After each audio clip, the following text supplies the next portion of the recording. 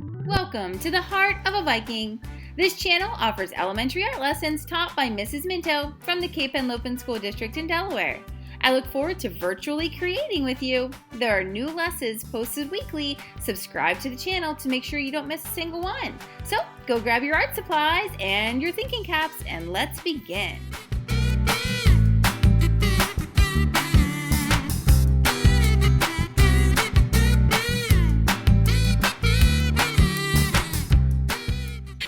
Kindergarten artists, are you ready for this super amazing, fun art project? I hope you are. We're about to begin a tricky snow globe project where you will get to trick your family whenever you're all done with it. So you know what a snow globe is. A snow globe is like a clear glass bulb that has usually a wintry scene and some snow and maybe some glitter inside of it.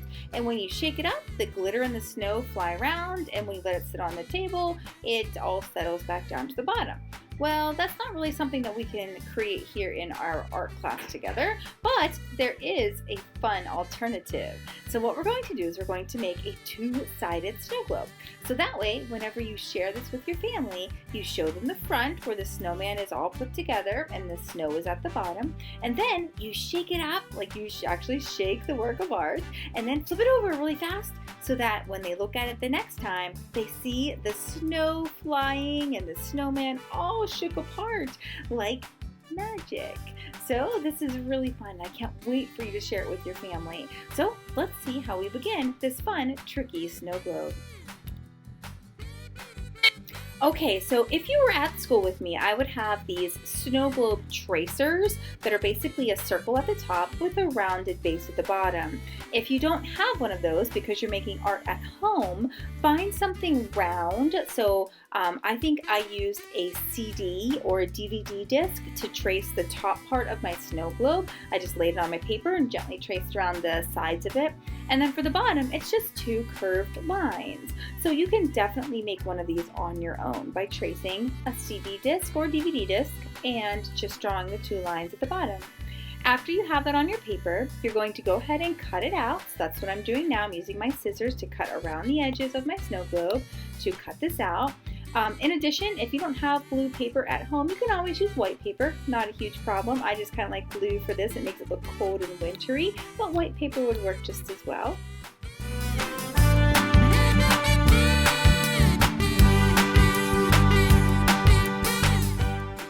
So clean up your space a little bit, recycle your scraps, and then at the bottom of your snow globe, I'm going to draw a curved line, just like that, just to finish off the glass part of the snow globe. If you were tracing a CD disc, you might not have to do that step. And then I want you to flip it over and do the same thing on the other side.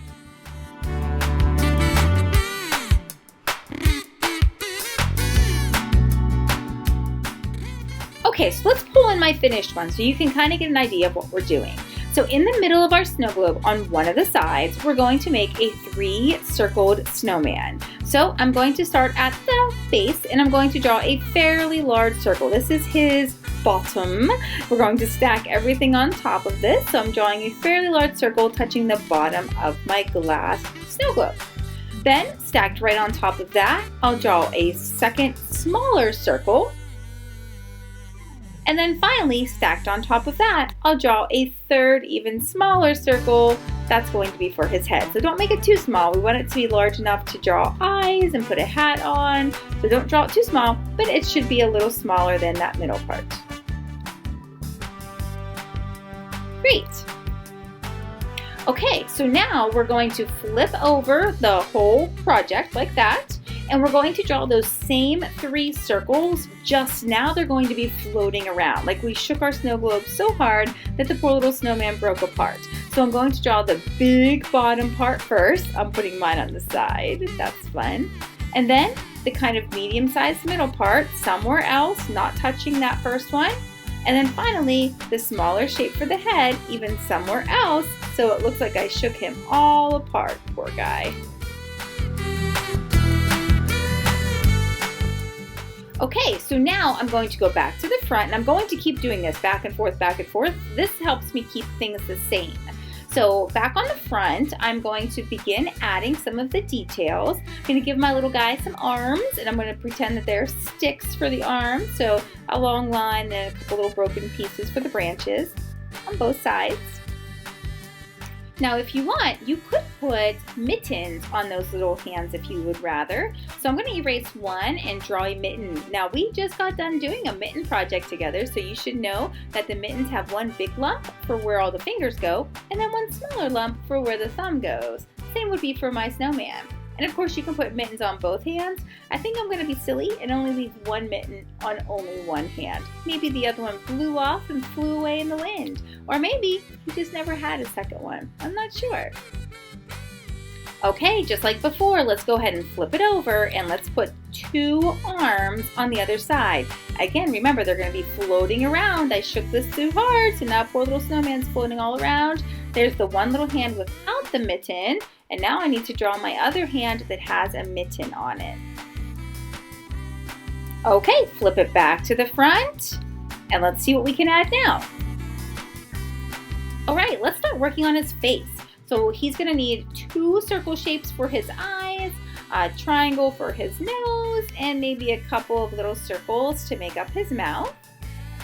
Fantastic. Make sure you count how many little circles you have for his mouth so that when we flip our paper over, you'll remember how many circles you need to draw too. So you can either draw the face on the head like I did on my finished one here, or you could make the pieces of his face floating around, and that's what I'll do on my new one that I'm making with you. So I think I'm going to make an eye floating around over here and another eye over there, and then maybe his carrot nose somewhere else. And I'm going to spread everything out this time, even though on the other one I had it on the face. So you can decide how you want to do that part from his face. Okay, flip back to the front and let's add some more details. Let's see what's going to be next, do you think? Maybe the hat? Yep. Okay, let's use rectangles, two of them. One long skinny rectangle that makes the brim of the hat. That's the part you grab onto and pull down. And then a larger rectangle sitting on top. That will be the top part of the top hat. And since my little snowman's hat is not see-through, I need to erase the part of his head that is inside of the hat.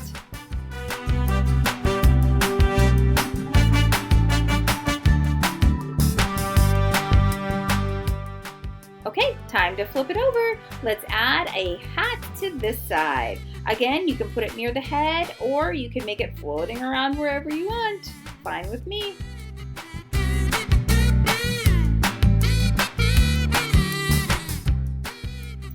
Okay, and now I'm making my hat like it's in front of the head. So just like on the other side, I do need to erase the part of the head that's behind the hat, just like that. Okay, back to the front we go. Only a few more details to add. I'm going to add a scarf to mine. You don't have to, but you can if you want. I'm going to use rectangles again. So I'm going to put a rectangle around his neck. So from all the way from one shoulder to the other, a nice big rectangle there. That's going to be the part that wraps around. And then either one or two rectangles sort of out to the side, a little bit thinner this time. And these little rectangles are like the ends of the scarf where you would, tie it so it doesn't come off of you. And then at the end, I always like to do a little bit of fuzzy lines because a lot of times at the end of a scarf there might be some fuzzy lines, but you don't have to, which of course you can if you want. Then when you flip it over to the other side, add a scarf somewhere else. Make sure that it's floating around in the water just like his arms and carrot nose and everything else are.